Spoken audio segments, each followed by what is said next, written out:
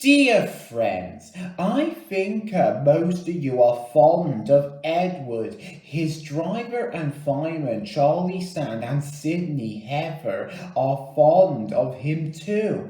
They were very pleased when they knew I was giving Edward a book all to himself. Edward is old, and some of the other engines were rude about the clanking noise he made as he did his work. They aren't rude now. These stories tell you why.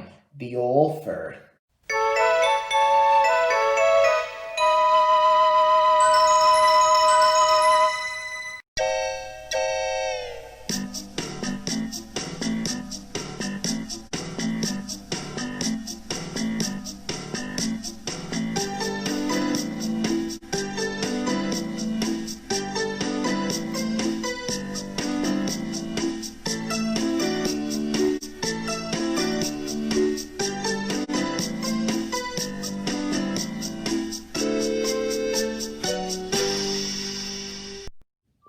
Edward was getting old. His bearings were worn, and he clanked as he puffed along. He was taking empty cattle cars to a market town. The sun shone, birds sang. But Edward was heading for trouble. Come on, he puffed. Ho, ho, ho, ho, screamed the cars. Edward puffed and clanked. The cars rattled and screamed.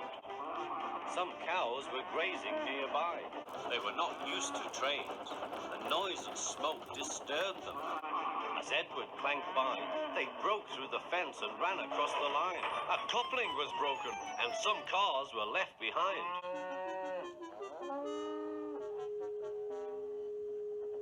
Edward felt a jerk but didn't take much notice. He was used to cattle cars. Bother those cars, he thought. Why can't they come quietly? He was at the next station before either he or his driver realized what had happened. When Gordon and Henry heard about the accident, they laughed and boasted. Fancy allowing cows to break his train. They wouldn't dare do that to us. We'd show them. Old Toby was cross. You couldn't help it, Edward. They've never met cows. I have, and I know the trouble they are.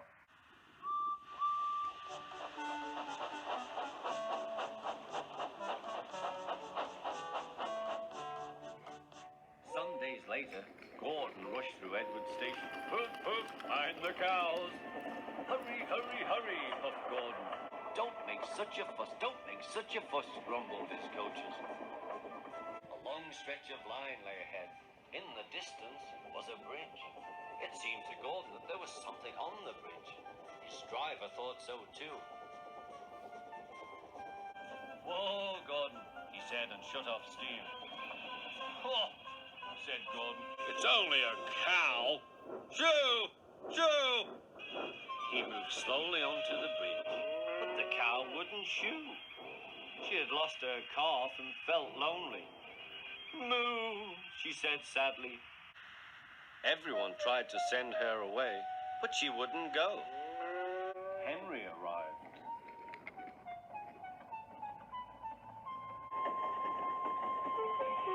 What's this? A cow? I'll soon settle her. Be off, be off. Moo, said the cow. Henry backed away nervously. I don't want to hurt her.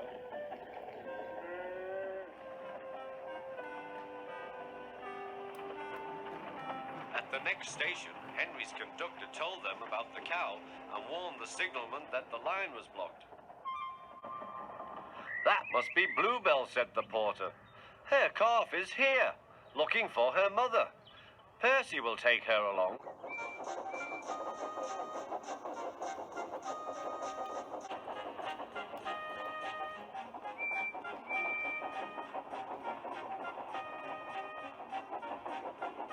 At the bridge, Bluebell was very pleased to see her calf again, and the porter led them away.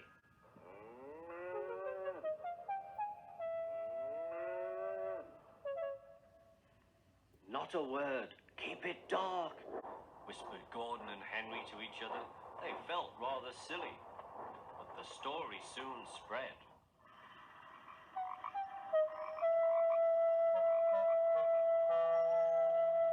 Well, well, well, chuckled Edward. Two big engines afraid of a cow? Afraid? Rubbish, said Gordon. We didn't want the poor thing to hurt herself by running up against us. We stopped so as not to excite her. You see what I mean, my dear Edward? Yes, Gordon, said Edward. Gordon felt somehow that Edward saw only too well.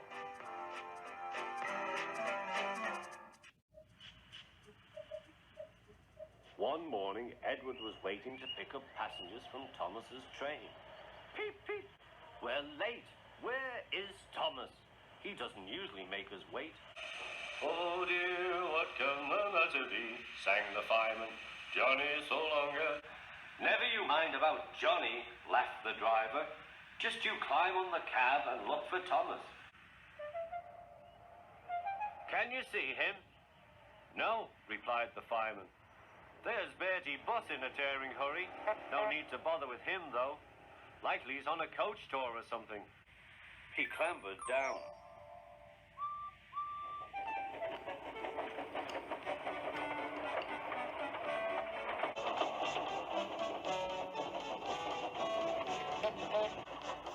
Stop, stop! I've got Thomas's passengers, wailed Bertie, roaring up to the gates. It was no good. Edward was gone. Bother, said Bertie. Bother Thomas's fireman not coming to work today. Why did I promise to help the passengers catch the train? That will do, Bertie, said his driver. A promise is a promise, and we must keep it.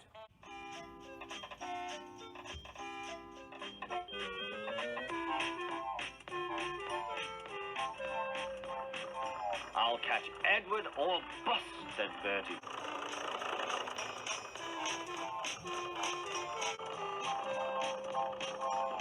Oh, my gears and axles, he groaned, toiling up the hill. I'll never be the same bus again. Hooray, hooray, I see him, cheered Bertie as he reached the top. Oh, no, Edward's at the station. No, he stopped at a crossing. Hooray, hooray!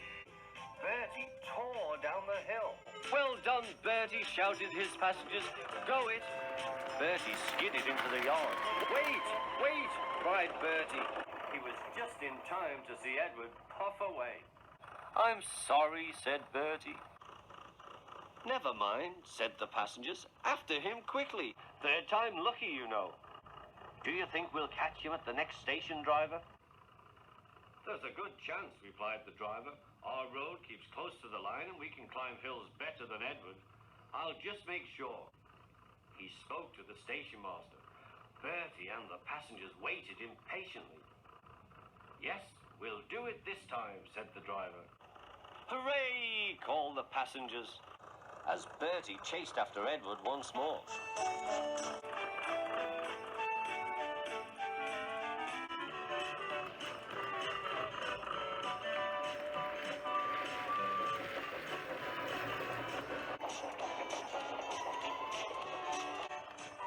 This hill is too steep.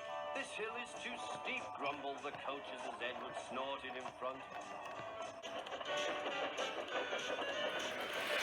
Reached the top at last and ran smoothly into the station.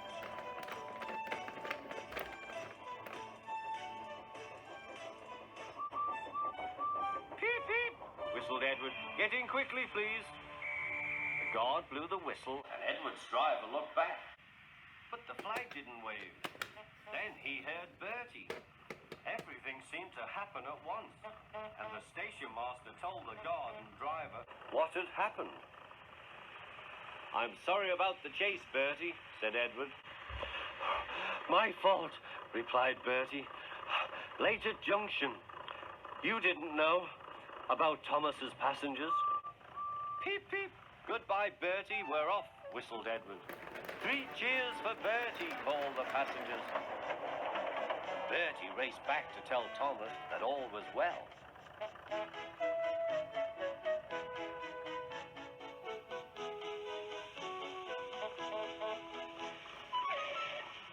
Thank you, Bertie, said Thomas.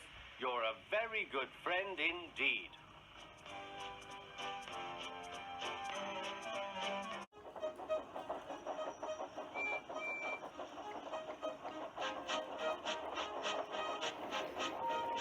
Sir Top of Hat works his engines hard, but they are very proud when he calls them really useful. I'm going to the scrapyard today, Edward called to Thomas. What? Already? You're not that old, replied Thomas cheekily. Thomas was only teasing.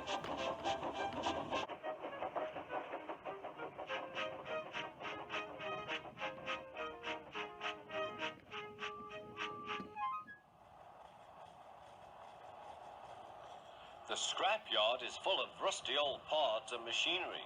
They are broken into pieces, loaded into cars, and Edward pulls them to the steelworks, where they are melted down and used again.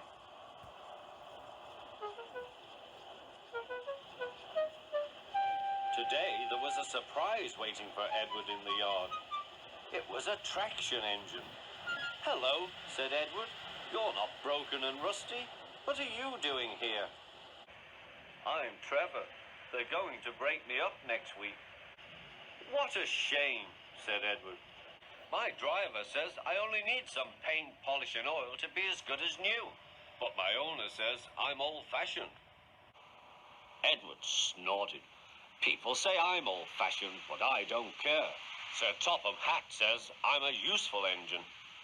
What work did you do? My owner would send us from farm to farm. We threshed corn, hauled logs and did lots of other work.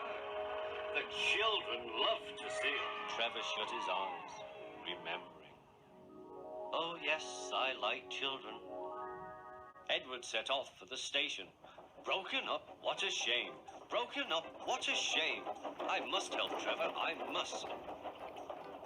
He thought of all his friends who liked engines, but strangely none of them would have room for a traction engine at home. It's a shame, he hissed. Then, beep, beep. Why didn't I think of him before? There, on the platform, was the very person.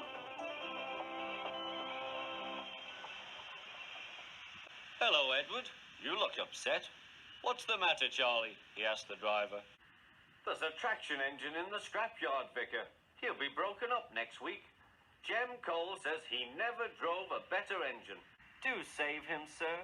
He saws wood and gives children rides. We'll see, replied the vicar. Jem Cole came on Saturday. The Reverend's coming to see you, Trevor. Maybe he'll buy you. Do you think he will? Asked Trevor hopefully. He will when I've lit your fire and cleaned you up. The vicar and his two boys arrived that evening. Trevor hadn't felt so happy for months. He chuffered about the yard. Show your paces, Trevor, said the vicar.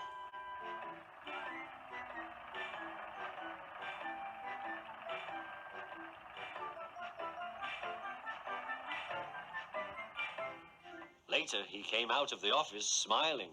I've got him cheap, Jem, cheap. Do you hear that, Trevor? Cried Jem. The Reverend saved you and you live at the vicarage now. Peep, peep, whistled Trevor. Now Trevor's home is in the vicarage orchard, and he sees Edward every day.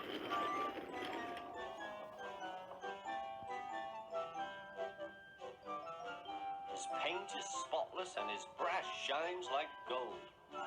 Trevor likes his work, but his happiest day is the church fair. With a wooden seat bolted to his bunker, he chuffers round the orchard, giving rides to children. Long afterwards, you will see him shut his eyes, remembering. I like children, he whispers happily. One day, James had to wait at the station till Edward and his train came in. This made him cross. Late again? Edward laughed, and James fumed away.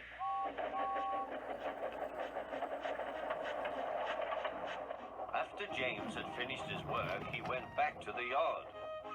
and puffed onto the turntable.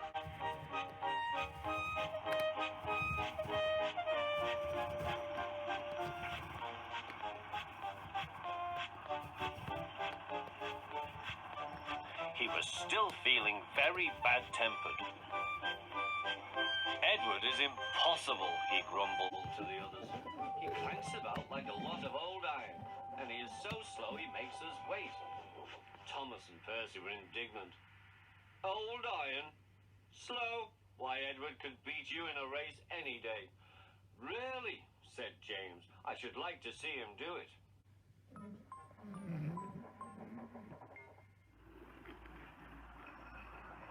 Next morning, James's driver was suddenly taken ill. He could hardly stand. So the fireman uncoupled James, ready for shunting. James was impatient. Suddenly, the signalman shouted. There was James puffing away down the line. All traffic halted, he announced at last. Then he told the fireman what had happened. 2 boys were on James's footplate fiddling with the controls. Phew! They tumbled off and ran when James started. The signalman answered the telephone. Yes, he's here, right. I'll tell him. The inspector's coming at once. He wants a shunter's pole and a coil of wire rope. What for? Wondered the fireman. Search me, but you'd better get them quickly. The fireman was ready when Edward arrived.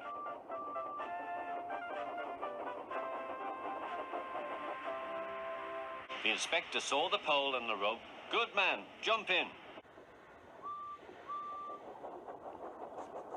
We'll catch him, puffed Edward. James was laughing.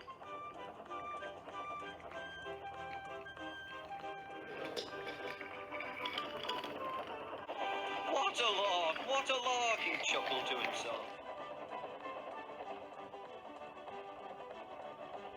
Suddenly, he was going faster and faster. He realized that he had no driver. What shall I do? I can't stop. Help! Help! We're coming, called Edward.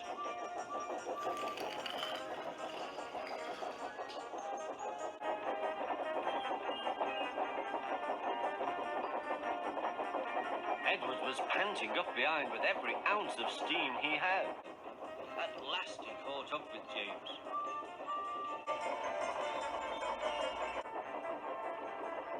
Steady, Edward, called his driver.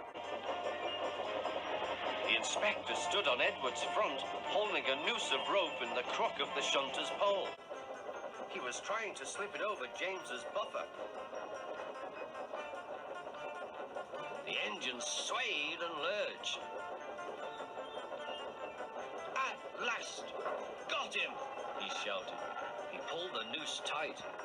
Gently braking, Edward's driver checked the engine's speed, and James's fireman scrambled across and took control. So the old iron caught you after all, chuckled Edward.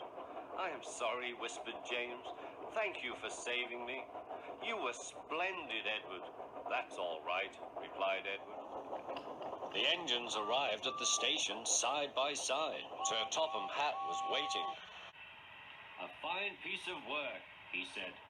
James, you can rest and then take your train. I'm proud of you, Edward. You shall go to the works and have your worn parts mended. Oh, thank you, sir, said Edward. It'll be lovely not to clank.